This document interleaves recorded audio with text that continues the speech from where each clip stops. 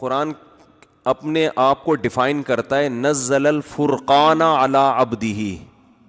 اللہ فرماتے ہیں ہم نے اپنے بندے پر فرقان کو نازل کیا. فرقان عربی میں فارق کہتے ہیں, فرق کرنے والا.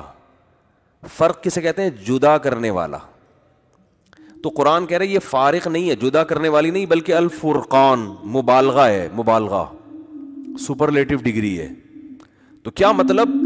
حق اور باطل کو ایسے کھول کھول کے بیان کرتا ہے کہ جو نام نہاد لبرلز ہیں, ملحدین ہیں, مذہب مخالف ہیں, ان کی ایسی کی تیسی کر دیتا ہے. یہ ان کو ان کے پاس بحث کے لیے راستہ چھوڑتا ہی نہیں ہے, ایسا حق اور باطل کو بیان کرتا ہے. وہ باطل کیا ہے میں 2 منٹ میں جلدی بتا دیتا ہوں تاکہ خلاصہ آ جائے سامنے. دنیا میں اتنے سارے نظریات ہیں نا کہ پتہ نہیں صحیح کون ہے غلط کون ہے. بہت سارے کانسیپٹ ہیں جو آج بھی پبلک میں چل رہے ہیں. بحث یہاں سے شروع ہوتی ہے وہ خدا ہے بھی کہ نہیں ہے. بحث کہاں سے شروع ہوتی ہے؟ کوئی پیدا کرنے والا ہے بھی کہ نہیں ہے. بہت سے لوگ کہہ رہے ہیں پتہ نہیں ہے کہ نہیں ہے, کچھ کہہ رہے ہیں نہیں ہے, کچھ کہہ رہے ہیں ہے. یہ بڑے بڑے مسائل ہیں نا. نمبر 2 جو کہتے ہیں ہے تو ایک ہے یا ایک سے زیادہ ہے. اس میں بہت سارے دنیا میں قومیں ملیں گی آپ کو, کچھ کہتے ہیں ایک ہے, کچھ کہتے ہیں بہت سارے ہیں. تیسرا جو کہتے ہیں ایک ہے, خدا کیا ہے؟ ایک ہے. جیسے یہود و نصارہ اور مسلمان کہتے ہیں ایک ہے.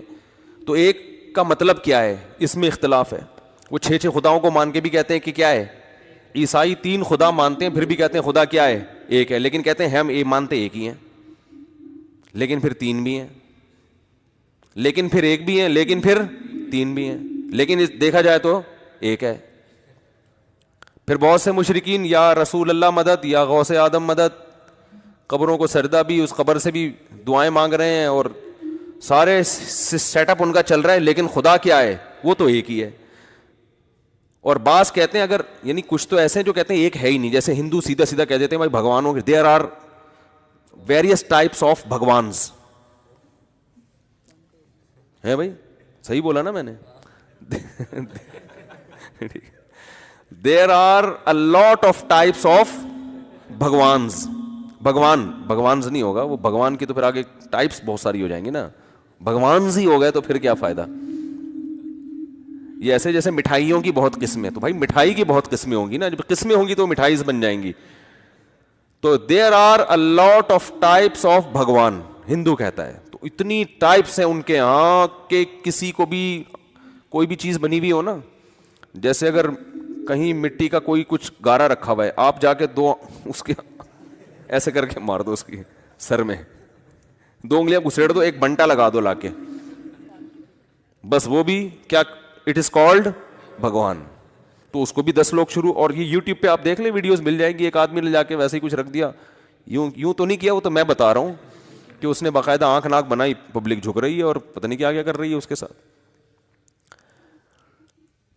تو قرآن اچھا. پھر بہت سے لوگوں کا نظریہ کیا ہے کہ نہیں جی خدا اتنے سارے نہیں ہو سکتے, ایک ہے جو عرش پر ہے, وہ ایک ہی ہے بس, وہ عرش پر ہے, وہی اصل جو نظر نہیں آتا ہمیں اور اس کو دیکھنا ممکن بھی نہیں ہے. اور دنیا کی اکثریت کا یہی نظریہ ہے, کیونکہ یہودی, عیسائی اور مسلم یہ ملا کے دنیا کی اکثریت بن جاتے ہیں. اکثریت کا یہی نظریہ ہے. لیکن پھر ان میں یہ اختلاف ہے کہ توحید کی ڈیفینیشن, ایک خدا کا مطلب کیا ہے, یہ بہت بڑا اختلاف ہے. جب تم ایک مان رہے ہو تو ایک کا مطلب کیا ہے؟ دیکھو ایک عورت کا ایک شوہر ہے, ایک اور عورت ہے اس کا بھی ایک شوہر ہے, دونوں کہتی ہیں کہ شوہر ایک ہی ہونا چاہیے. لیکن ایک شوہر کی ڈیفینیشن کیا ہے؟ ایک کہتی ہے ایک شوہر کی ڈیفینیشن یہ ہے کہ اسی کے گھر میں رہنا ہے, اسی کے ساتھ رہنا ہے, کسی اور آدمی سے دوستی نہیں لگانی. دوسری کہتی ہے نہیں شوہر تو ایک ہی ہونا چاہیے, لیکن اگر کسی اور سے بھی دوستی لگا لی, اس کے ساتھ بھی رات گزار لی, ادھر بھی چلے گئے, تو شوہر تو ایک ہی ہے. تو آپ کہیں گے پھر یہ تکلف کی ضرورت کیا ہے آپ کو؟ بھائی کیا خیال ہے, اس تکلف کی ضرورت کیا ہے کہ ایک ہی بول 10-20 ہونے چاہیے کہ نہیں شوہر تو ایک ہی ہوتا ہے. تو بھائی جو شوہر کو جو محبت دینی چاہیے, جو اس کی خاصیت ہے, وہ کام جو شوہر کے علاوہ, وہ محبت جو شوہر کے علاوہ کسی کو نہیں دی جاتی, وہ تو آپ نے وسیم کو بھی دی ہوئی ہے, ستار کو بھی دی ہوئی ہے, غفار کو بھی دی ہوئی ہے. تو یہ بڑا اختلاف, چھوٹا اختلاف ہوا, بڑا اختلاف ہوا, تو بڑا اختلاف ہے. تو یہی حساب کتاب مشرک کے ساتھ ہے. وہ کہتا ہے یا رسول اللہ مدد بھی ٹھیک ہے, یا غوث اعظم. اور مدد کا مطلب یہ کہ ہم جہاں سے, ایک تو ہوتا ہے نا بعض بزرگوں نے یا رسول اللہ مدد کہا تو ان کا یہ نیت نہیں تھی کہ یہاں سے نبی ہماری مدد کریں گے, ان کی نیت تھی آخرت میں شفاعت کریں گے, یا یہ کہ نبی صلی اللہ علیہ وسلم شفاعت کا ذریعہ بنیں گے. ان کو بڑی تعویلات کرتے ہیں وہ, تو ہم ان پہ کفر کا فتویٰ نہیں لگاتے. ایک کا عقیدہ ہے کہ کیا جب بھی میں جہاں سے نبی کو پکاروں گا مدد کے لیے پہنچیں گے, اللہ نے آپ کو اختیارات دے دیے اسباب سے ہٹ کے. تو اس طرح سے یا رسول اللہ مدد بھی ہو رہا ہے, اور قبروں سے بھی اسی نیت کے ساتھ مانگا جا رہا ہے کہ یہ مردہ جب چاہے جہاں سے چاہے ہماری مدد کر سکتا ہے. اور غیر اللہ کو سردے بھی ہو رہے ہیں. لیکن جب پوچھے خدا کتنے, خدا صرف ایک ہے. تو جیسے ایک عورت نے شوہر سے جو محبت کرنی چاہیے وہ 20 آدمیوں سے وہ محبت کر رہی ہے, لیکن جب پوچھو تو کہتی ہے شوہر صرف ایک ہی ہے, تو ہم اسے کہیں گے اس تکلف کی ضرورت نہیں ہے, خام خمیں یہ کہنا کہ ایک ہی ہوتا ہے. تو ایسے ہی ایسے مشرک سے جو جب ضرورت پڑتی ہے یا غوث آدم مدد, جب مصیبت میں آتا ہے تو اولیاء اللہ کو پکارتا ہے, اور قبروں پہ جانور بھی ذبح ہو رہے ہیں مردے کو خوش کرنے کے لیے. جو سارے کام جو اللہ کے خاصہ ہیں وہ آپ سارے غیر اللہ کو دیکھو. عیسائی حضرت عیسیٰ سے باقاعدہ مدد مانگتے ہیں, دعائیں مانگتے ہیں ان سے. تو جب جو کام اللہ کا خاصہ تھا وہ آپ نے جب غیر اللہ کو دے دیا, تو اب اس تکلف کو اللہ نہیں مانتا کہ خدا کیا ہے, ایک ہے. تو یہ بھی بہت امپورٹنٹ مسئلہ ہے جس کو قرآن نے بہت اچھے طریقے سے ڈیفائن کیا ہے کہ جب کسی کو مدد کے لیے پکارو گے تو گویا تم نے اس کو خدا قرار دے دیا ہے. کیونکہ قرآن نے بتایا بار بار کہ مشرکین مکہ, ان سے جب پوچھا جاتا ہے کہ کون آسمان و زمینوں کا خالق, وہ کہتے ہیں اللہ, اللہ کے سوا کوئی بھی نہیں. مشرکین بھی کہتے تھے ہم صرف اللہ کو مانتے ہیں. تو اللہ کہتے تھے پھر ان کے علاوہ کسی اور کو پکارتے کیوں ہو, ان کے علاوہ کسی اور کو پکارتے کیوں؟ اس کا مطلب جو اللہ کا خاصہ ہے وہ آپ نے ان کو دے دیا. تو یہ والی توحید اللہ نہیں مانتا, اس کو اللہ مشرک قرار دیتا ہے. سمجھ میں نہیں آ رہی میرا خیال ہے بات. تو یہ بہت بڑا مسئلہ ہے. ایک اور مسئلہ پھر اس کے بعد جا کے یہ آتا ہے کہ اگر ایک ہی ہے, چلو کسی اور کو ہم پکار بھی نہیں سکتے, بس وہ ایک ہی ہے. تو مشرکین میں ایسے لوگ تھے جو کہتے تھے صرف وہ خدا ہے, لیکن وہ کہتے تھے اس خدا نے, اگلا پھر سوال ہے کہ اس خدا نے اس کائنات کو جو بنایا, انسانوں کو بنایا, اکیلے نے بنایا, عبادت کا مستحق بھی وہی ہے, تو کیا کوئی مقصد کے تحت بنایا ہے یا ایویں ہی بنا دیا بس؟ یہ بہت بڑا سوال ہے. اس سوال کا جواب دیے بغیر آپ زندگی نہیں گزار سکتے, کیونکہ اگر ایسے ہی بنا دیا ہے, کوئی مقصد تو اس کے پیش نظر نہیں تھا, تو چلو بنا دیا اس نے. اچھا سوال یہ پیدا ہوتا ہے کہ جو مشرکین مکہ یہ کہتے تھے کہ خدا ہے, ایک ہے, اور اس نے ہمیں بنایا لیکن کوئی مقصد نہیں ہے بنانے کا, تو وہ پھر خدا کی عبادت کے قائل کیوں تھے؟ تو وہ اصل میں عبادت کے قائل اس لیے تھے, وہ کہتے تھے خدا ہے جو مشکل میں ہمیں مشکلات سے نکال سکتا ہے, تو ہم اس کی عبادت اس لیے کرتے ہیں کہ مرنے کے بعد تو ہم ختم ہو جائیں گے, مٹی ہو جائیں گے, کچھ بھی نہیں ہے, لیکن اس کو منا کے رکھیں گے تو ہمارے دنیا کے کام بنتے رہیں گے. جیسے ہندو جب بھگوان کی عبادت کرتا ہے تو آخرت کے تصور سے نہیں, بلکہ وہ اس لیے کہ یہ والا بھگوان کے چڑھاوے چڑھاؤ گے تو اولاد ملے گی, یہ والا ذرا مہنگا بھگوان ہے, یہ آپ کے روزگار لگوا دے گا, اس کے ریٹ مارکیٹ میں زیادہ ہیں, یہ جاپانی بھگوان ہے, وہاں سے امپورٹ ہوا ہے, یہ آپ کی شادی کرا دے گا, یہ والا بھگوان کیا کرے گا, یہ آپ کی شادی کرا دے گا, یہ والا اولاد دل. تو جتنا ریٹ زیادہ ہوں گے بھگوان کے, مہنگا بھگوان ہوگا, اتنا ہی اس کے پاس پاور ان کے خیال میں زیادہ ہوگی. تو دنیا کے لیے کہ دنیا میں یہ سب کچھ ہوگا ہمیں. جیسے آج بھی کچھ لوگ آتے ہیں نا مسجد میں, نماز پڑھ رہے ہوتے ہیں, وظیفہ پڑھ رہے ہوتے ہیں, اللہ کا نام لے رہے ہوتے ہیں. بھائی کیوں لے رہے ہو یار؟ وہ میرا کام اٹکا ہوا ہے, مجھے کسی نے کہا ہے کہ یہ والی آیت کریمہ اتنی دفعہ پڑھو گے تو یہ کام ہو جائے گا. جائز ہے, میں ناجائز نہیں کہہ رہا, میں تو صرف یہ بتا رہا ہوں کہ بہت سے لوگ دنیا میں ایسے ہیں جو یہ نہیں مانتے کہ اللہ نے کسی مقصد کے لیے بنایا ہے, کوئی اس کا ایک ہدف تھا اس کے سامنے, وہ یہ نہیں مانتے, لیکن پھر بھی اللہ کی عبادت کو وہ مانتے ہیں. تو بعض کافر نبی صلی اللہ علیہ وسلم کے دور میں ایسے بھی تھے جو اللہ کی توحید کے تو قائل تھے, مگر اس کے قائل نہیں تھے کہ آخرت میں کوئی حساب و کتاب ہے, موت کے بعد زندگی ہے, بلکہ وہ کہتا ہے یہ ممکن نہیں ہے مرنے کے بعد کوئی دوبارہ زندہ ہو, خدا یہ کام نہیں کرے گا, کیونکہ یہ عقل سے بعید ہے. کرنا ہوتا تو کوئی 2-4 تو مردے زندہ کر کے دکھاتا نا ہمارے سامنے. سمجھ میں نہیں آ رہی میرا خیال ہے بات. اس کی مثال ایسے جیسے خدا کر تو سکتا ہے لیکن جو کام نہیں کرتا اس کا مطلب وہ بعد میں بھی نہیں کرے گا. اس کی مثال ہے میں آپ کے پاس آؤں کہ یار یہ خربوزے کا بیج ہے, اس کو زمین میں ڈال کے انار کا درخت اگاؤ, تو آپ کہیں گے بھائی یہ تو نہیں ہو سکتا. اب میں دلیل دوں کہ خدا تو کر سکتا ہے, تو آپ کہیں گے بھائی خدا کا ہمیں نہیں پتا, کیونکہ خدا کرتا نہیں ہے. اس کی علامت ہے کہ کر سکتا ہے مگر کرے گا نہیں. اگر کیا ہوتا تو کبھی تو ہوتا نا کہ خربوزے سے انار پیدا ہو رہا ہے. تو وہ کافر مانتے تھے کہ خدا کو دوبارہ پیدا کرنے پر قدرت تو ہے لیکن آج تک ایک دفعہ بھی ایسا نہیں ہوا. یہ اس کی علامت ہے کہ خدا ایسا کرے گا نہیں, مر کے مٹی کر کے ختم کر دے گا. سمجھ میں آ رہی ہے بات کہ نہیں آ رہی ہے؟ تو ایک کانسیپٹ یہ تھا. ایک اور کانسیپٹ, تو یہ بہت اہم ترین سوال ہے کہ اس نے ایویں ہی بنا دیا یا کوئی مقصد ہے اس کے سامنے. پھر اگر کوئی مقصد دیا ہے اس نے ہمیں, جیسے کہ یہود و نصارہ اور مسلمان کہتے ہیں کہ بھائی آخرت ہے اور ایک مقصد ہے, اور وہ مقصد کیا ہے کہ تمہیں وہ آزمائش ہے. جو یہ کہتے ہیں کوئی مقصد ہی نہیں ہے ان کے پاس, تو پھر اس کا جواب ہی نہیں ہے نا کہ کیا مقصد ہے. جو کہتے ہیں کوئی مقصد ہے ان میں پھر سب کی ایک ہی رائے ہے, ان میں کوئی اختلاف نہیں ہے. یہودی, عیسائی اور مسلمان اس کے قائل ہیں کہ ایویں ہی نہیں بنایا, کیونکہ تورات میں بھی ہے, انجیل میں بھی ہے اور اسلام میں بھی ہے. وہ کیا ہے, اللہ نے آزمائش کے لیے پیدا کیا ہے, اور اس آزمائش کا پھر آخرت میں بدلہ ملے گا, جنت کی صورت میں یا جہنم کی صورت میں. تو آج بھی دنیا کی اکثر آبادی اس پر متفق ہے. لیکن آگے پھر آزمائش کے لیے جو پرچہ آؤٹ ہوا ہے, پیپر جو ایگزامینیشن ہال میں آپ کو دیا گیا ہے, وہ صحیح پیپر یہودیوں کے پاس ہے, عیسائیوں کے پاس ہے یا مسلمانوں کے پاس ہے؟ یہ ایک بہت امپورٹنٹ سوال ہے, کیونکہ جب تک آپ کو پتہ ہی نہیں چلے گا ان میں صحیح پرچہ کون سا ہے, صحیح پیپر کون سا ہے, تو آپ امتحان کی تیاری کیسے کرو گے؟ ارے آپ ایگزامینیشن ہال میں بیٹھے ہو, آپ فزکس کا پیپر دینے کے لیے 3 پرچے آ گئے,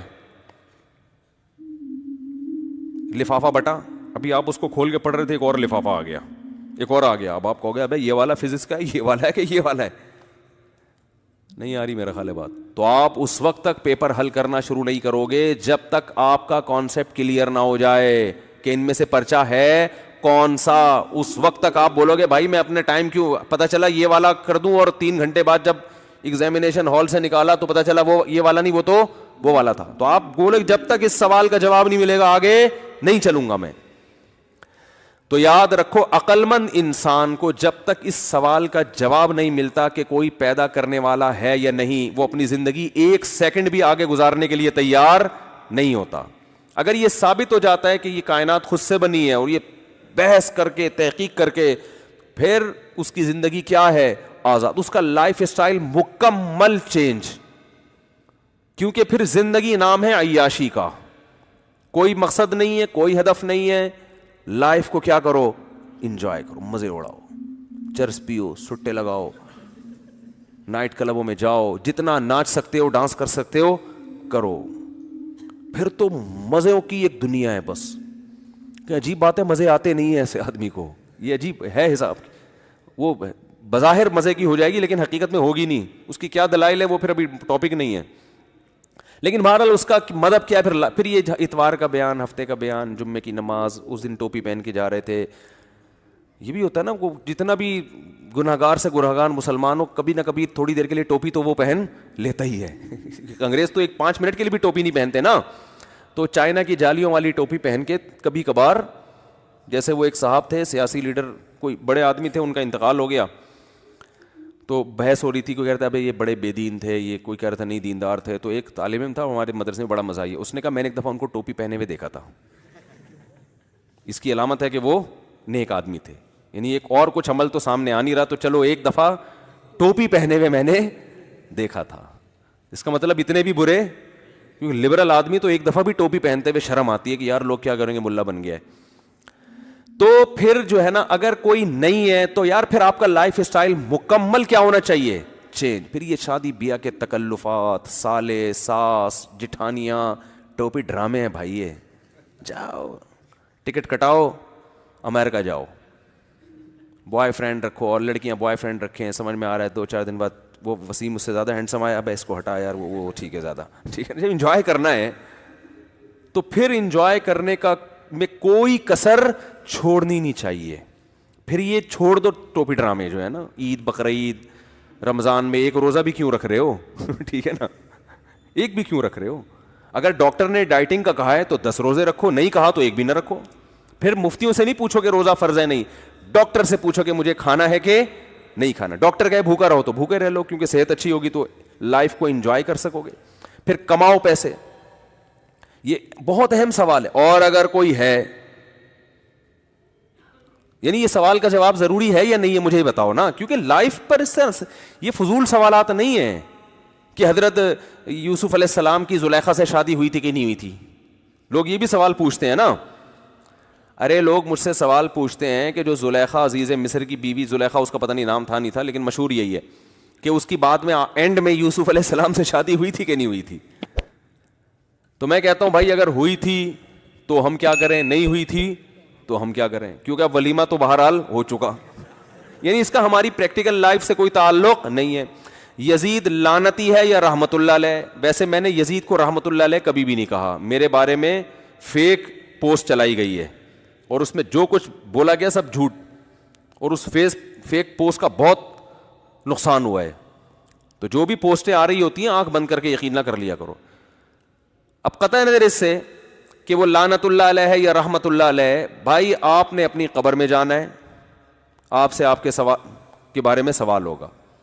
لوگ کہتے ہیں ظالم کو لعنت اللہ علیہ نہ کریں, تو ظالم تو پھر دنیا میں بہت ہے. سب کا نام لے لے کے لعنت اللہ کہنا شروع کیا تو آپ کی زندگی ختم ہو جائے گی, لعنت اللہ کا لفظ ختم نہیں ہوگا.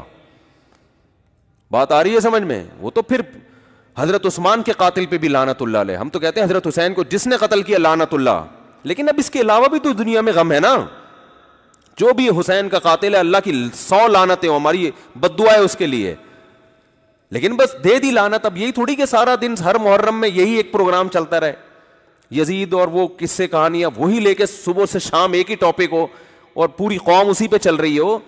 تو اس کا ہماری پریکٹیکل لائف سے تعلق بولو بھائی نہیں ہے. زکریا علیہ السلام تو پیغمبر تھے نا, ان کا مقام تو نواسہ رسول سے بڑا تھا, کیونکہ پیغمبروں کا مقام پوری اہل سنت والجماعت کا اجماع ہے کہ کوئی امتی پیغمبر کے برابر. تو بڑے بڑے دنیا میں لوگ ہیں, بڑے بڑے بزرگان دین ہیں, صحابہ ہیں, تابعین ہیں, پیغمبر ہیں جن کو قتل کیا گیا. تو بھائی ظالم دنیا میں بہت ہیں, آپ وہ کام کرو جس کا آپ کی پریکٹیکل لائف سے تعلق. تبھی قرآن جب ظالموں کے واقعات بیان کرتا ہے نا, تو قرآن پتہ ہے کیا کہتا ہے؟ تلک امۃ قد خلت, یہ قوم تھی جو گزر چکی ہے, لہا ما کسبت, انہوں نے جو کمایا اس کا بدلہ ان کو ملے گا, وَلَكُمْ مَا كَسَبْتُمْ, تم اپنے عمل کو فوکس کرو, تم جو کرو گے تمہیں اس کا بدلہ ملے گا. تو عمل کو فوکس کرو, عمل جو تمہیں آرڈر دیے جا رہے ہیں اس پر کتنا عمل کر رہے ہو. عمل ہمارا 0, لعنتیں بھیجنے میں فلاں نے یہ کر دیا, فلاں نے یہ کر دیا, فلاں نے یہ کر دیا, فلاں نے یہ کر دیا. بھائی ٹھیک ہے کر دیا, برا کیا, ایک دفعہ بیان بھی ہو سکتا ہے, باقی تو اپنے آپ کو ٹھیک کرنے کی کوشش زیادہ ہونی چاہیے. اپنے آپ کو, اپنی قوم کو, کہ بھائی رشوت لے رہے ہیں لوگ, والدین کے حقوق ادا نہیں کر رہے, نماز میں کوتاہی کر رہے ہیں, یتیموں کا مال کھا رہے ہیں, بہنوں کو وراثت نہیں دے رہے ہیں, جھوٹ بول رہے ہیں. عدالتوں میں کتنا جھوٹ چل رہا ہے, میں نے ابھی جمعے کے بیان میں وہ ریکارڈنگ ختم ہو گئی تھی اس وقت بتایا, وہ ریکارڈنگ اتفاق سے ہوئی نہیں. اتنا خاندانی جھوٹ ہماری عدالتوں میں چل رہا ہے نا, کہ ایک صاحب نے بتایا کہ پولیس والے جب یہ کھڑے ہو کر کہتے ہیں نا لا الہ الا اللہ پڑھ کے جو کچھ کہوں گا سچ کہوں گا, فلانے کے گاڑی سے 3 کلو چرس نکلی ہے. تو میں نے ایک پولیس والے کو پکڑ لیا, میں نے کہا کیا تم نے دیکھا؟ کہہ رہے ہم نے تو بندہ ہی نہیں دیکھا, اس کی گاڑی کہاں دیکھی ہم نے, نہ ہم نے بندہ دیکھا نہ اس کی ہم نے گاڑی دیکھی, 3 کلو چرس ہم نے کلمے کے ساتھ نکال لی عدالت میں. میں نے کہا یہ تو ظلم ہے. کہہ رہے ہیں مجبور ہیں, گن پوائنٹ پہ جو ہے نا یہ سارے کام ہو رہے ہیں, نئی جھوٹی قسم اٹھائیں گے. سب جگہ میں مانتا ہوں نہیں ہوتا, سارے پولیس والے بھی ایسے نہیں ہوتے, لیکن وہ جو نیچے کے پولیس والے مجبور ہوتے ہیں اپنے آفیسر کے آگے, وہ کہتے ہیں نہیں تو فوراً جاب سے نکال دیا جائے گا, جاب سے نکال دیتے ہیں. میں مانتا ہوں کہ ہر جگہ ہر ایک نہیں کرتا یہ, لیکن یہ بھی ہو رہا ہے عدالتوں میں, سب کو پتا ہے کہ ہو رہا ہے. تو یہ کیوں ہو رہا ہے؟ جب ہماری صبح سے شام تقریریں دائیں بائیں گھومیں گی اور ان تاریخی واقعات ہی کو صبح سے شام لپیٹتے رہیں گے تو آپ اپنی اصلاح سے کیا ہو جائیں گے؟ غافل. تو اس پہ ضرورت ہے فوکس کرنے کی. خیر, تو میں یہ عرض کر رہا تھا کہ یہ امپورٹنٹ سوال ہیں کہ خدا ہے یا نہیں ہے تو کتنے ہیں, کیونکہ اس کا ہماری پریکٹیکل لائف سے تعلق. اگر خدا نہیں ہے, لائف کو کیا کرنا ہے؟ انجوائے. پھر ابا کو اولڈ ہوم میں جمع کراؤ, کیونکہ ٹینشن ہے خام خواہ کی. انہوں نے تو لائف گزار لی, اب آپ کی لائف میں کھانس کے کیا کر رہے ہیں؟ ٹینشن کا سبب بن رہے ہیں, بلا وجہ کھانس رہے ہیں. چلو وہ تو بڑھاپے کی وجہ سے کھانس رہے ہیں, جراثیم کہاں جا رہے ہیں؟ پورا گھر میں جراثیم پھیل رہے ہیں, ٹھیک ہے نا. تو اور پھر تکلیف تو ہوتی ہے نا کھانسنے سے, ڈسٹربنس پھیل رہی ہے اس سے معاشرے میں. تو اس لیے لبرل لوگ ابا کو ایک اچھے سے ہاسپٹل میں ایڈمٹ کرا کے وہیں پیسے دے دیتے ہیں کہ اب ان کو کہاں رکھنا ہے آپ نے. جو نام نہاد لبرل ہیں ان کی بات کر رہا ہوں. تو یہ سوال بہت امپورٹنٹ ہے. دوسرا, اگر خدا ایک ہے, اگر خدا ہے تو ایک ہے یا ایک سے زیادہ, کیونکہ اس کا عملی زندگی سے تعلق ہے. اگر خدا نے دوسروں کو بھی اختیارات دیے ہوئے ہیں تو پھر کب خدا سے مانگے, کب غوث اعظم سے مانگے, کب بھگوان کے پاس جائیں. وہ تو یہ تو ساری زندگی آدمی بوکھلا کر شکار ہی رہے گا. یار گیا ادھر تھا اولاد کے لیے, ہو سکتا ہے اولاد کا اختیار اس کے پاس ہو, کوئی دلیل تو نہ اس کی ہے نا. ابا سے سنا تھا وہ والا, کیونکہ مہنگا بھگوان ہے, جب کاروبار کا مسئلہ ہوگا تو وہ مسئلہ حل کرے گا. اور ماموں سے سنا تھا کہ شادی والا بھگوان وہ ہے. تو ابا اور ماموں بھی تو آپ جیسے ہی ہیں نا. یا پنڈت جی سے سنا تھا, تو پنڈت جی کو کپڑوں کے معاملے میں تو آپ فالو کر نہیں رہے, جیسے کپڑے وہ پہنتے ہیں آپ وہ تو پہنتے نہیں ہو. عبادت جو کپڑوں سے بڑی چیز ہے اس میں آپ نے ان کو اپنا رہبر بنایا ہوا ہے. بات نہیں آئی میرا خیال ہے سمجھ میں. بھائی پنڈت, اگر پنڈت جی کے پاس صحیح راستہ ہوتا تو آپ پورے ڈریس میں ہو. پنڈت جی کا ڈریسنگ اس قابل نہیں ہے کہ آپ وہ ڈریس پہن کے کہیں رشتہ لینے جاؤ. آپ کیا خیال ہے؟ فوراً بھگا دیں گے لڑکی والے پہ, کیا پہن کے آیا. آپ کہو کہ جی جب میں پنڈت جی کے کہنے پر پتھر کے بنے ہوئے بت کو خدا سمجھ سکتا ہوں, جو بہت اہم ترین مسئلہ ہے, تو پنڈت جی کے ڈریس ہی اصل ڈریس ہے. ڈریسنگ میں بھی میں ان کو فالو کروں گا, کوئی بھی فالو نہیں کرتا. تو یار ایک سادہ سی چیز میں آپ فالو نہیں کر رہے تو اتنی بڑی چیز میں آپ کیسے اس کو فالو کر رہے ہو؟ آپ کے پاس کیا دلیل ہے کہ پنڈت جی صحیح کہہ رہے ہیں؟ انتہائی پنڈت جی کے احترام کے ساتھ میں یہ بات کر رہا ہوں. آپ اس کا احترام اپنی جگہ جو آپ لوگ کرتے ہیں وہ ٹھیک ہے, کرتے رہیں, آپ کے مذہبی رہنما ہیں, لیکن بات تو عقل کی یہی ہے نا, جو کھوپڑی میں آتی ہے, جو سیدھی سیدھی 2 اور 2 4 کی طرح جو بات ہے وہ تو یہی ہے. تو اگر خدا ایک سے زیادہ ہے, یا نبی بھی مدد کر سکتے ہیں. فار ایگزامپل نبی کو بھی اللہ نے اختیارات, ہم تو کہتے ہیں نبی کو اللہ نے اسباب سے ہٹ کے اختیارات دیے ہی نہیں ہے, لہذا ہم تو ہر چیز اللہ سے. شادی کرا دے, اے اللہ تو کرا سکتا ہے. بچے دے دے, اے اللہ تو دلوا سکتا ہے. اور بزنس دے دے, اے اللہ تو دے سکتا ہے. کبھی ہم نے اس نبی سے دعا نہیں مانگی, حالانکہ ہمیں عشق کی حد تک پیغمبر صلی اللہ علیہ وسلم سے محبت ہے, اور جب تک ایسی محبت نہ ہو آپ کا ایمان ہے نہیں. ہم نبی کی قبر کی زیارت کو بہت بڑی سعادت سمجھتے ہیں, وہاں صلاۃ والسلام پڑھنا, وہاں بیٹھنا مسجد نبی میں, یہ بہت بڑی سعادت ہے. سب نبی کی محبت میں ہے, لیکن اسی نبی نے ہم سے کہا ہے, اسی نبی نے بتایا ہے کہ اگر اللہ کے در کو چھوڑ کر مجھ سے مانگا تو مشرک پر اللہ نے جنت کو حرام کر دیا ہے. اسی نبی کی کہنے کی وجہ سے ہم توحید پرست ہیں. میں سمجھا پا رہا ہوں کہ نہیں سمجھا پا رہا اپنی بات؟ تو ہم تو, ہمارا اب تو کلیئر معاملہ ہے نا. جو توحید پرست ہے اس کا معاملہ 2 اور 2 4 کی طرح بالکل کیا ہے بھائی, ہر چیز اللہ سے ہی مانگنی ہے, ہر چیز میں سب کچھ آ گیا. مشرک بیچارہ ٹینشن میں رہتا ہے. کبھی اس کو کہتے ہیں یہ والا جو چیز داتا دربار پہ جاؤ, اولاد وہاں سے ملے گی, وہ یہ چڑھاوے چڑھاؤ وہاں سے اولاد ملے گی. شادی نہیں ہو رہی تو اس کے لیے وہ فلاں پیر صاحب ہیں وہاں سے اولاد ملے گی. اور سر پہ بال نہیں اگ رہے تو اس کے لیے فلاں ہے, بزرگ ہیں فلاں ہیں, یا وہ بھگوان ہے, یا وہ 10 قسم کی چیزیں ان کے پاس. ان کو پتہ ہی نہیں کہ کون سی چیز اللہ سے مانگنی ہے اور کون سی کسی اور سے. میں تبھی مشرکین سے ایک سوال پوچھتا ہوں کہ اگر اللہ نے اپنے علاوہ بھی مخلوق کو, چاہے وہ پیغمبر ہوں, ان کو اختیارات دیے تو سارے دیے ہیں یا تھوڑے دیے ہیں؟ سارے دیے تو پھر ساری زندگی اللہ کے علاوہ انہی سے مانگتے رہو, پھر اللہ سے مانگنے کی ضرورت کیا ہے؟ دیے اس لیے ہے نا کہ ان سے مانگو, ورنہ دینے کا فائدہ کیا؟ تو پھر اللہ سے کیوں مانگتے ہو؟ اور اگر سارے نہیں دیے, کچھ اللہ نے اپنے پاس رکھے ہیں اور کچھ ان کو بھی دے دیے ہیں, تو وہ آپ کو معلوم ہے یا نہیں ہے؟ اگر معلوم نہیں ہے تو پھر آپ کو پتہ کیسے چلے گا کہ یہ والا اختیار ان کے پاس ہے یا نہیں ہے؟ نہیں آ رہی بات؟ حکومت نے کسی کو وزیر بنا دیا, اختیارات دے دی, یہ نہیں پتا کہ وزیر تعلیم ہے یا وزیر ہیڈ پمپ ہے یا وزیر بجلی لے جانا ہے. پہلے زمانے میں وزیر ہوتے تھے بجلی لانے کے لیے اب ہوتے ہیں سوئچ آف کرنے کے وزیر. ایجوکیشن کے وزیر کا مطلب یہ ہوتا ہے کہ اس کو ایجوکیشن کے علاوہ کچھ بھی نہیں آتا, سب آتا ہے, سوری ایجوکیشن کے علاوہ سب آتا ہے. سب وزیروں کی بات نہیں کر رہا جو میرا بیان سن رہے ہیں ان کے علاوہ کی. تو آپ کو پتہ ہی نہیں ہے کہ اس کے پاس جو وزارت ہے, جو اختیارات ہیں وہ کون سے ہیں, تو آپ کنفیوز رہو گے نا.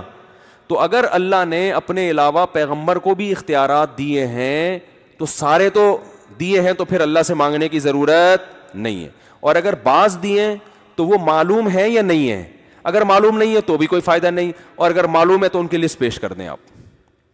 ایکسکیوز می, آپ ان کی کہ بھائی سارے تو نہیں اللہ نے دیے, یہ والا اولاد کا فلانا فلانا, ایک لسٹ آنی چاہیے تاکہ مشرک کو پتا چلے کہ یہ والی چیزیں میں نبی سے بھی مانگ سکتا ہوں. اس کے پاس لسٹ ہونی چاہیے.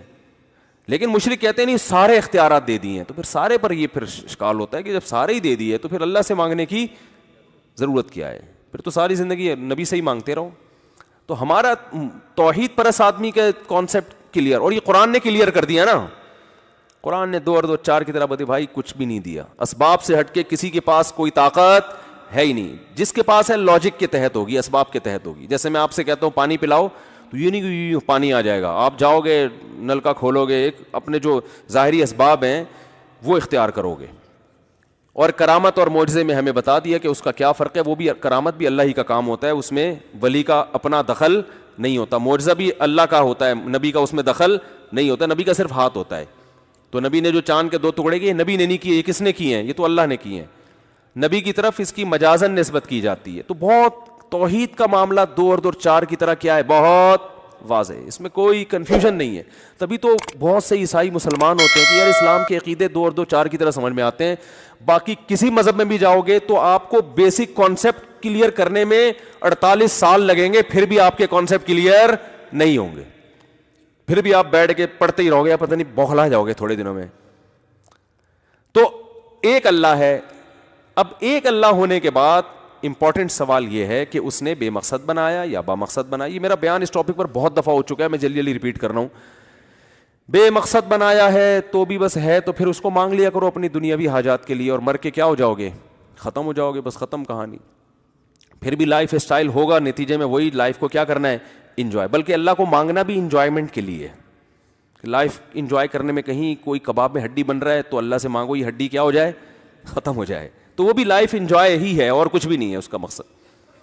اور اگر اللہ نے کسی مقصد کے لیے پیدا کیا ہے تو اس پہ سب متفق ہیں کہ وہ آزمائش ہے. اور قرآن بھی بیان کرتا ہے کہ وہ کیا ہے, یہ دنیا اصل نہیں ہے, اس کے بعد دنیا کیا ہے, اصل ہے. یہ تو ایگزامینیشن ہال ہے.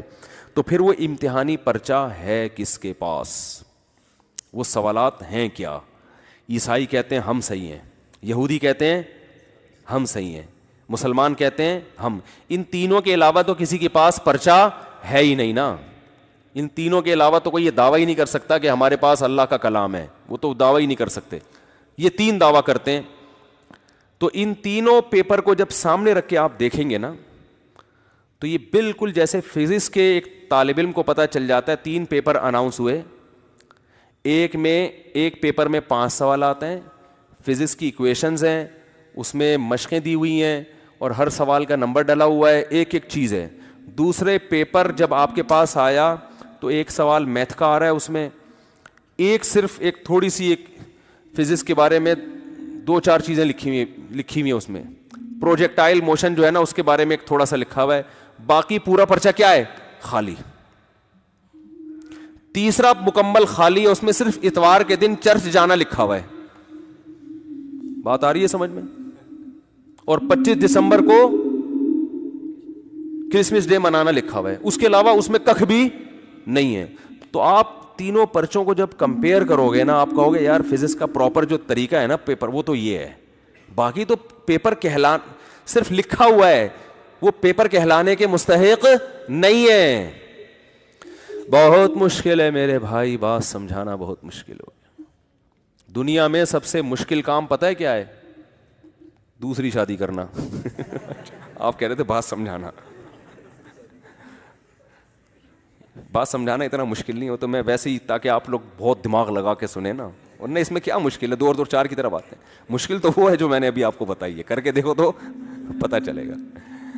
تو خیر, تو یہ بہت اہم ٹاپکس ہیں جن پر ہمیں گائیڈنس کی ضرورت ہے. قرآن کہتا ہے میں جب ان ٹاپکس کو بیان کرتا ہوں نا تو قرآن خود اپنی تعریف کرتا ہے. کہتے ہیں نا اپنے منہ میاں مٹھو بننا اچھا نہیں ہے, لیکن جب آپ میں ایسی کوالٹی ہو, آپ کو کانفیڈنس ہو پورا, پھر آدمی اپنی تعریف کرتا ہوا بھی اچھا لگتا ہے کہ یار تم اس کے مستحق ہو جو تم کہہ رہے ہو. قرآن کہہ رہا ہے بڑی برکت والی ہے وہ ذات جس نے الفرقان کو نازل کیا. کیا مطلب؟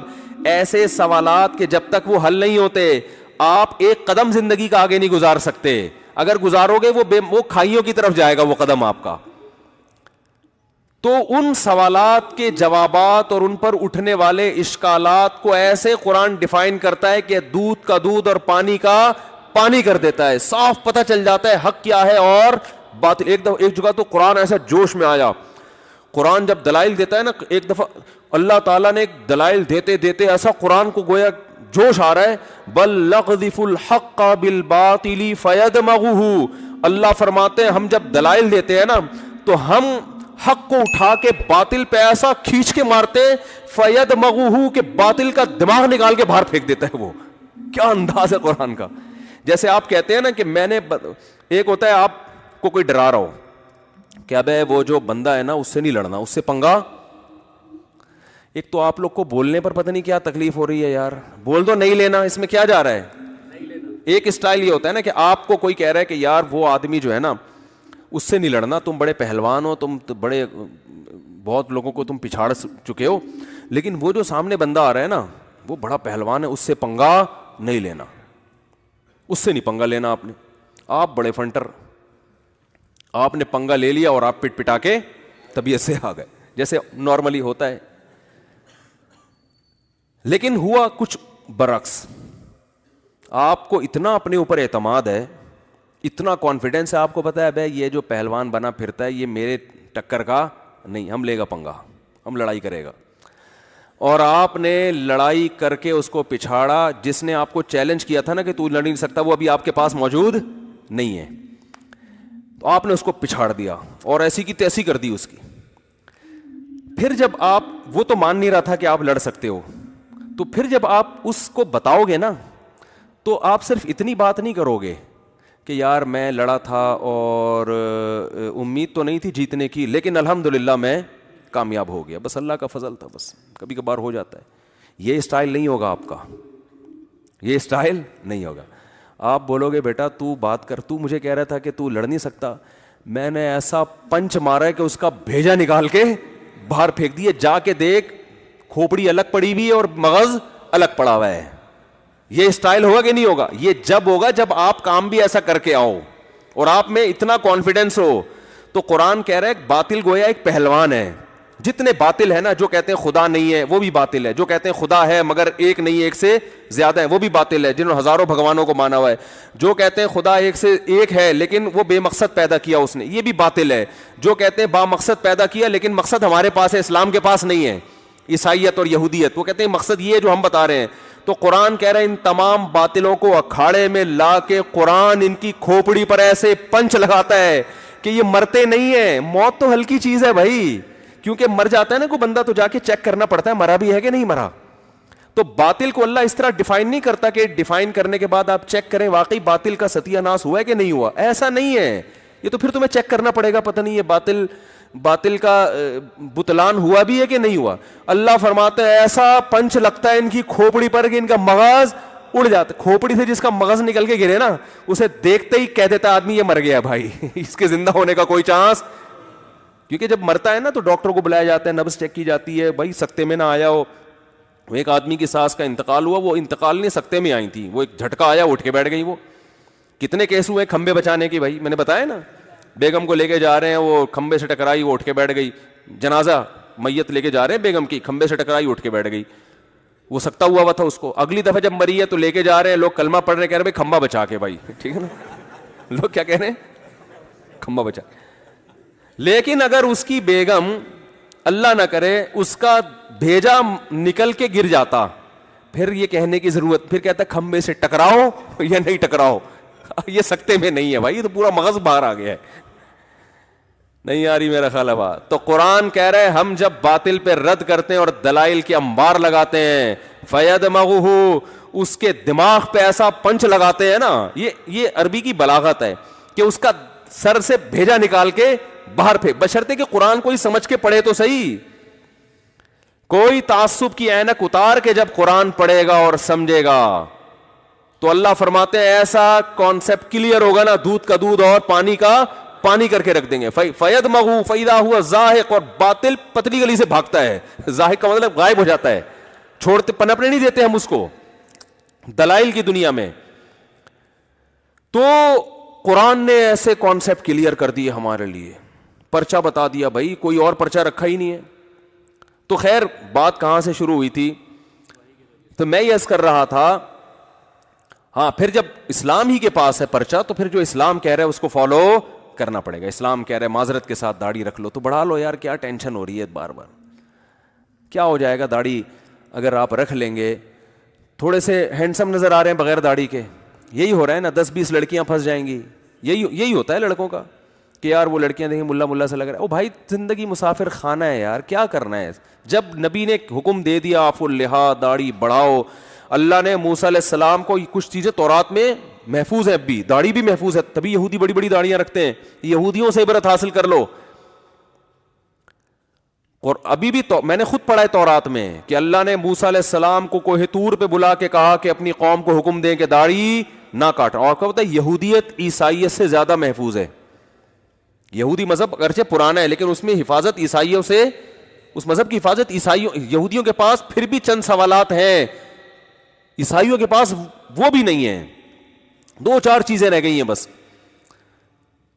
تو اس لیے اچھا یہ بھی ایک عیسائیوں میں پازیٹو چیز ہے کہ اسلام کے سب سے زیادہ قریب ترین مذہب عیسائی ہے, اور دنیا میں رپورٹ یہ ہے کہ دنیا میں اسلام قبول کرنے والے جو ہے نا سب سے زیادہ عیسائی ہوتے ہیں جو اسلام قبول کرتے ہیں.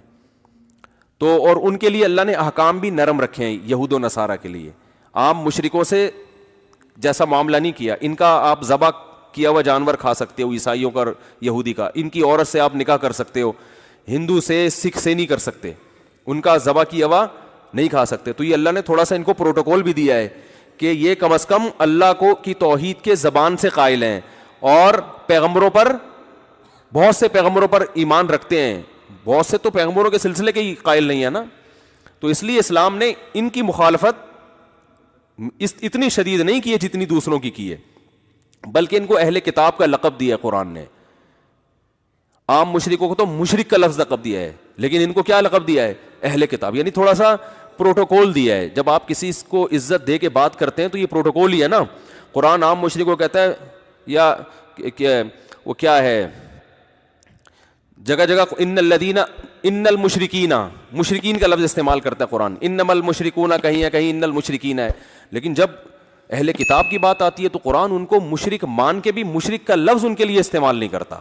یا اہل الکتاب تعالوا الی کلمۃ سواء بیننا وبینکم, اے اہل کتاب آؤ ایسی بات کی طرف جو ہمارے تمہارے درمیان متفق ہے. یہ اسلام تمہارا ہی مذہب ہے, یہ عیسائیت سے الگ نہیں ہے, یہ حضرت عیسیٰ کی حقیقی تعلیمات ہیں. حضرت عیسیٰ کا جو اصل جو بنیادی عقائد ہیں وہ اسلام بتا رہا ہے, وہ تم نے چینج کر دیا ان کی چیزوں کو. تو حضرت عیسیٰ کے اصل حقدار وہ مسلمان ہیں, وہ تم نہیں ہو. تم نے تو ان کی تعلیمات دیکھو, داڑیاں مسلمان رکھتے ہیں, حضرت عیسیٰ نے رکھی تھی کہ نہیں رکھی تھی. آج پادریوں کے داڑیاں نہیں ہوتی, مسلمان علماء کے داڑھی ہوتی ہے. تو حضرت عیسیٰ کی تعلیمات کو عیسائی فالو کر رہے ہیں, مسلم. ایک انگریز نے ایک عالم کا مذاق اڑایا, کیا اتنی بڑی داڑھی رکھی ہوئی ہے, تو ان عالم نے فوراً کہا یہ میں نے وہ صورت بنائی ہوئی ہے جو تمہارے پیغمبر عیسیٰ علیہ السلام کی تھی. تو حضرت عیسیٰ کی تعلیمات کو تو مسلمان فالو کر رہے ہیں. خیر, تو قرآن نے ایسے کانسیپٹ کلیئر کر کے دودھ کا دودھ پانی کا پانی کر دیا. تو اب اللہ نے جب پرچہ دے دیا ہے ہمیں, اس میں بتایا کہ زنا نہیں کرنا, نکاح کرنا ہے اور جلدی کرنا ہے, والدین کے ساتھ بولو بھائی نہیں کرنا, اور یتیم کا مال جو کھاتا ہے ایسے ہے جیسے پیٹ میں آگ کے انگارے ڈال رہا ہے. لوگ سمجھتے ہیں یتیم کا مال کھانے کا مقصد ہے عیدی سینٹر جا کے کوئی یتیم کے چپل چوری کر کے آ جانا. یہ مطلب نہیں ہے. یتیم کا مطلب ہے آپ کے بڑے بھائی کا ابا کا جب انتقال ہو گیا تو آپ گھر میں بڑے ہیں, تو چھوٹوں کی وراثت, جیسے کہ بڑے بھائی اکثر کاروبار کے نام پہ اور کنسٹرکشن کے نام پہ اور ان چیزوں پہ ٹوپی کرا دیتے ہیں ان کو. اور ماشاءاللہ آپ کو پتہ ہے کہ اگر کسی شخص کا انتقال ہو اور اس کی بیوی کو 1 دن کا حمل ہے تو اس حمل کا وہی حصہ ہے جو 40 سالہ بیٹے کا حصہ ہے. نہیں آ رہی میرے خیال بات سمجھ, بہت مشکل ہے. ایک آدمی کا انتقال ہو گیا, اس کا ایک بیٹا 40 سال کا ہے, دوسرا 15 سال کا ہے, میں ایک مثال دے رہا ہوں, تیسرا ابھی حمل ٹھہرا تھا, اس کی بیوی کو پریگننسی تھی 1 دن کی اور کسی ایکسیڈنٹ میں اس کا انتقال ہو گیا. 1 دن کی پریگننسی ہے, عورت کو وہ پریگننسی گرانے کی اجازت بولتے کیوں نہیں ہے, وہ نہیں گرا سکتی. اب کیا ہوگا, جب وراثت تقسیم ہوگی تو اسے بیٹا فرض کر کے اس کی وراثت نکال کے الگ کی جائے گی, حالانکہ وہ 1 دن کا ہے, ابھی وہ انسان بنا بھی نہیں ہے. بیٹا فرض کیا جائے گا کیونکہ ہمیں پتہ نہیں بیٹا ہے کہ بیٹی. پھر پیدائش کے بعد پتہ چلا کہ بیٹی ہے تو اس کو آدھا کر کے باقی سب میں تقسیم, اور اگر بیٹا ہے تو پورا حصہ اس کا محفوظ تھا, اور اگر ٹوئنز ہوئے تو جن کو دیا ہے ان سے واپس لیا جائے گا. ٹھیک ہے نا, کہ یہ 2 کے برابر ہے. بہت مشکل ہے. تو اسلام یہ کہہ رہا ہے کہ جو 1 دن کا حمل ہے اس کی وراثت نہیں کھا سکتے, اور آپ 8-8 10-10 12-12 سال کے بچوں کی وراثت کھا رہے ہو, آپ بہنوں کی وراثت کھا رہے ہو. تو یہ اسلام کے اصل آرڈرز ہیں, ان کو فالو کرنا پڑے گا. نظر کی حفاظت ہے, زنا سے بچنا ہے, اور ماں باپ کو نہیں اف کر سکتے اگر کبھی ہو گیا ہے تو. ماں باپ جیسا اللہ نے کسی کا حق, نہ کسی پیر و مرشد کا حق والدین جیسا ہے, نہ کسی استاذ کا حق. اسکولوں میں بعض دفعہ لوگ یہ بتا دیتے ہیں کہ استاذ کا درجہ ماں باپ سے بھی بڑا ہے, اور دلیل یہ دی جاتی ہے استاذ آپ کے علم میں اضافے کا ذریعہ بنتا ہے, ماں باپ تو ایک جسمانی زندگی کا ذریعہ. یہ ٹوپی ڈرامے ہیں, یہ دلائل کو قرآن بولو نا بھائی نہیں مانتا. ایک صاحب مجھے کہنے لگے پیر و مرشد کا مقام بہت بڑا ہے کیونکہ ان کی وجہ سے تو ہمیں نیک عمل ملے, اور ان کی وجہ سے ہمیں گناہوں سے بچ کے ہم جہنم سے بچ رہے ہیں, اور ماں باپ کی وجہ سے صرف باڈی ملی ہے. تو میں نے کہا اگر یہ باڈی ماں باپ اس کی حفاظت نہ کرتے تو اس باڈی کو ایمان بھی بولتے کیوں نہیں ملتا. ماں باپ نے, ماں نے بچپن میں چھاتی سے لگا کے دودھ پلایا اور باپ نے سہارا دیا, ورنہ روڈ پہ پڑے ہوئے ہوتے. پھر پیر صاحب سے کہتے اس مرید کو اٹھا کے لے کے نیک بناؤ. ٹھیک ہے نا. دوسری بات یہ کہ اسلام 3 بنیادوں پہ ماں باپ کو ترجیح. ایک, آپ ان کی باڈی کا حصہ ہو, آپ ان کا جسم ہو, تو اسلام میں ریلیشن کی بڑی ویلیو ہے, خونی رشتے. اور کوئی رشتہ نہ ہو بھائی, آپ تو انہی کے خون گوشت سے اللہ نے بنایا, یہ ایک ریلیشن ہے. دوسرا ریلیشن کیا ہے, ان کی وجہ سے آپ کو حیات ملی, زندگی ملی. تیسرا, ان کی جو احسانات اور ان کی جو محبت ہے نا وہ شیخ تصور بھی نہیں کر سکتا. میں لوگوں سے اکثر کہتا ہوں کہ یار, بلکہ بڑا بھائی بھی, وہ بھی زیادہ آگے ہوتا ہے. میں لوگوں سے ایک بات کہتا ہوں, جو اپنے پیر و مرشد کو والدین پر یا ان خونی رشتوں پر ترجیح دیتے ہیں, دیکھو ادب احترام تو پیر و مرشد کا کریں آپ, وہ تو ٹھیک ہے, محبت بھی کریں, اس نے آپ کو دین سکھائے, لیکن قرآن بار بار کہہ رہا ہے اولو الارحام جو ہے نا, قریبی رشتے, ان کا حق بولو بھائی. آپ کے بھائی کو پیسوں کی ضرورت ہے, پیر صاحب کو بھی, تو اسلام کیا کہتا ہے کس کو دو گے؟ بھائی کا حق پہلے, ابا تو اور ہی پہلے ہیں. وجہ کیا ہے بھائی, یہ ریلیشن اتنے قریب ہیں. میں نے ایک صاحب کہنے لگے نہیں پیر صاحب پہلے. میں نے کہا اچھا مجھے بتاؤ, روڈ پہ جب ایکسیڈنٹ ہوتا ہے, اللہ نہ کرے آپ کی ٹانگ ٹوٹی پڑی ہے, تو لوگ آپ کے پیر صاحب کو فون کرتے ہیں بھائی صاحب کو, اس کو اٹھا کے لے جاؤ, کہہ رہے ہیں یار بھائی صاحب کو. میں نے کہا ان کو پتا ہے پیر صاحب کو فون کرو گے, پیر صاحب کہا اس کو بھائی کو بتانا, مجھے کیوں بتا رہا ہے؟ کیا خیال ہے؟ پیر صاحب کیا کہیں گے, او بھائی اس کے ریلیٹیوس کو بتاؤ, مجھے کیوں بتا رہے ہو؟ بھائی چاہے وہ جیسا چرسی ہو, ہیروئن چی ہو, کبھی لفٹ نہیں کرتا, تمیز سے بات نہیں کرتا, آج تک منہ سے کبھی ڈھنگ کی بات نہیں کی ہے. مصیبت پڑے گی تو بھائی سب سے پہلے آئے گا. اگر آپ کو کوئی قتل کر دے تو قاتل کو پیر صاحب تلاش نہیں کریں گے, آپ کا بھائی تلاش کرے گا, چاہے وہ آپس میں کتنی دشمنی ہو. باپ تلاش کرے گا میرے بیٹے کو کس نے مارا ہے, FIR وہ کٹوائے گا. پیر کا اپنا مقام ہے, سب کچھ ہے, لیکن بھائی یہ بھی بہت بڑے رشتے ہیں. آج بعض دفعہ لوگ ایک طرف غلو کر کے ان رشتوں کو بھول جاتے ہیں. باپ کی جوتیاں نہیں سیدھی کرتے, پیر صاحب کی کر رہے ہوتے ہیں. وہ پیر صاحب کی بھی کرو, ابا کی بھی کرو. تو خیر, تو یہ پیپر اللہ نے ہمیں دیا, اس میں رشتہ داروں کا حق بتایا, اس میں استاذوں کا حق بتایا, اس میں علماء کا حق بتایا, اس میں بہت ساری ڈیٹیل ہے, وہ سیکھو, پھر سیکھ کے لوگوں کو بتاؤ, اس پر عمل کرو. پھر اس میں اللہ نے بتا دیا کہ بھائی 100% نمبر جو لے گا وہ والسابقون السابقون میں ہے, اور اگر 100% نہیں بھی آئے تو نیکیوں کا پلڑا جھک بھی گیا تو گریوی میں کیا کر دوں گا, وزن اگر زیادہ ہو گیا نا نیکیوں کا بخش دوں گا. لیکن یہ نہیں بتایا کہ نیکی کا وزن کیسے زیادہ ہوتا ہے اور گناہ کون سا وزنی ہوتا ہے. اس لیے ہر گناہ سے بچنا ہے اور ہر نیکی کو کرنے کی کوشش کرنا ہے, کیونکہ بعض دفعہ ایک گناہ اتنا بھاری ہو جاتا ہے آپ ہلکا سمجھ رہے وہ نیکیاں کھا جائے گا, بعض دفعہ ایک نیکی اتنی بھاری ہوتی ہے گناہ کھا جاتی ہے, اب آپ کو پتہ نہیں کون سی نیکی بھاری کون سی. تو ہر گناہ سے بچنا ہے اور ہر نیکی کی کوشش کرنی ہے. تو یہ بہت سارے احکام ہیں جو اللہ نے دیے ہیں.